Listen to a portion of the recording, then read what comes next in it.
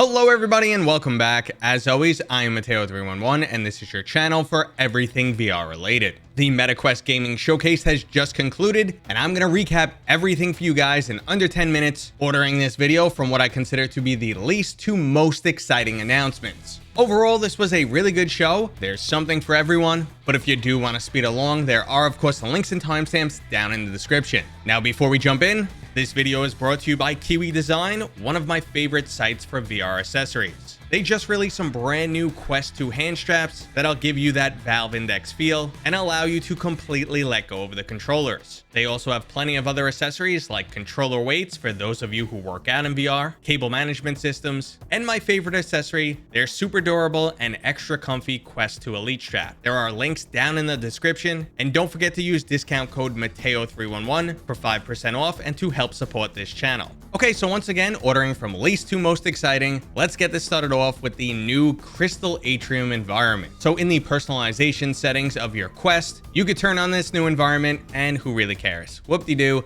we're moving on. I mean, we did come here for games after all, which means Meta absolutely has to mention Beat Saber because it's their most iconic title. Beat Games will be releasing a new 10-track electronic mixtape DLC, which will be $12.99 or $1.99 per song. It features artists such as Deadmau5, Marshmello, and Fatboy Slim, and it's just not exactly my style. But if you're a fan of both Beat Saber and this style of music, this is going to be right up your alley, and it will be available on all major platforms, including the PSVR. Okay, so moving up on the excitement list is Espire 2, the sequel to Espire 1 VR Operative. Now, I personally was not the biggest fan of this title when it originally released. It had some considerable bugs and failed to live up to the hype, but it did significantly improve over time, and it appears the sequel has been driven by player feedback. You now get to choose from two separate robotic frames, which will allow you to go in guns blazing or maximum stealth mode. There's a highly immersive single-player campaign and a co-op campaign, and they've worked to update some of the unique features from the original title, such as voice commands. Espire 2 will be available this November, and I'm definitely going to give it a try.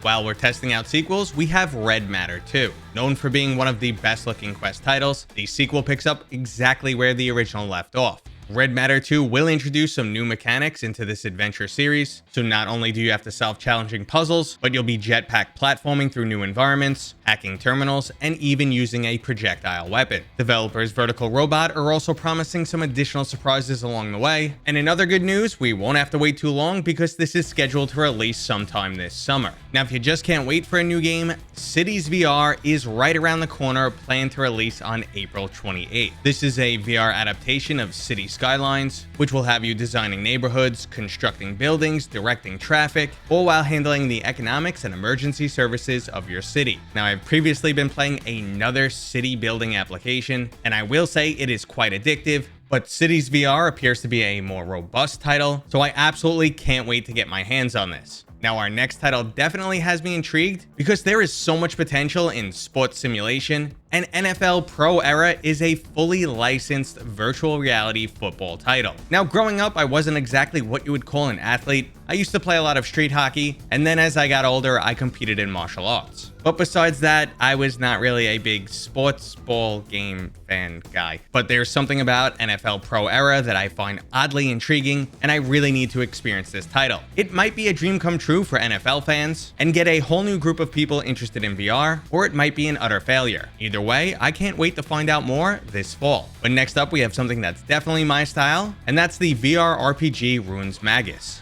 Jump into a beautiful Japanese anime style fantasy world and go from an apprentice wizard all the way to pure badass across 26 narrative driven quests. Engage in epic boss fights, channel a large array of powerful spells, and even knock back enemy attacks with your shield Link style. A release date is yet to be determined for Ruinsmagus, but it will also be releasing on the Steam platform. Returning to sequels, we have Morse Book 2. The original puzzle platformer absolutely blew me away, and while Book 2 is currently available on the PlayStation VR, we knew it was only a matter of time before it made it to other platforms. Sometime this summer, we'll get to continue the epic journey with Quill on the Quest 2. I never expected that a puzzle platformer with a mouse protagonist could be so good, but the original Morse was a top-tier VR title, and Book 2 just builds upon an already beautiful world and exciting adventure. Now, as you can tell, we're getting pretty high up on my excitement list, but I'm even more pumped to jump into the VR version of Among Us. There's nothing quite like the teamwork and betrayal that's found in Among Us. There's also very few VR titles that let you play with 10 people at the same time. Now, I used to play an unofficial version of Among Us in VR chat, and that was a hilariously good time, but I expect the official version will be 10 times better. Among Us VR is currently scheduled to release by the end of the year, and I can't wait to stab some of my VR friends in the back. Now, next up is a huge update to the biggest game on the Quest 2, and that's Resident Evil 4.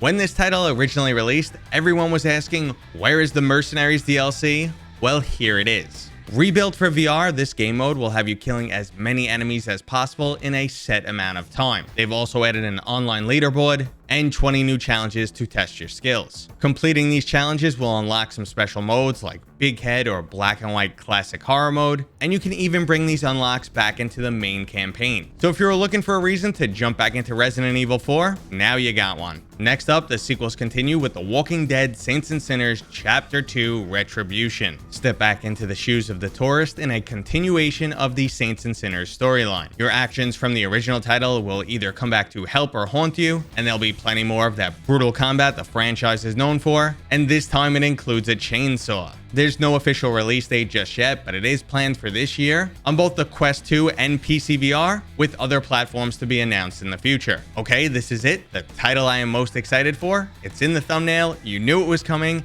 and this is BoneLabs. Stress Level Zero spent an additional 2 years upgrading their already fantastic physics engine and are now giving us a whole new experience for both PC VR and the Quest 2. That same fantastic combat, physics, and quirkiness were on display in this trailer, and they also let us know the game will include an arena, they are supporting mods, and in true Boneworks fashion, there was a little tease there at the end. Boneworks remains one of the most immersive and best feeling VR titles for me, and I really hope they're able to capture that on the Quest 2 and possibly even improve upon it for the PC version. Okay, so before I close out the recap, I just want to give my opinion on a few different aspects. For starters, this was a very solid lineup and a serious improvement from last year. While I know more people wanted to hear about Grand Theft Auto San Andreas or the supposed Assassin's Creed and Splinter Cell titles that have been in the works for years, but overall, I am really happy with what we got here. We received sequels to some of the biggest VR games, including Moss, Saints and Sinners, and Boneworks. The mere fact that we are getting a lot of sequels also means that VR game production is lucrative and developers are coming back for more. So overall, this is really good news. I know people still want more AAA Half-Life Alyx style games, but that's really just not in the cards for the Quest just yet, and this is definitely a significant improvement, and I really think the huge titles will start in 2023. Now, if you guys enjoyed this recap and my opinion at the end, please let me know down in the comments or throw me a thumbs up. If you're new here, please consider subscribing, and as always, I will see you guys on next time.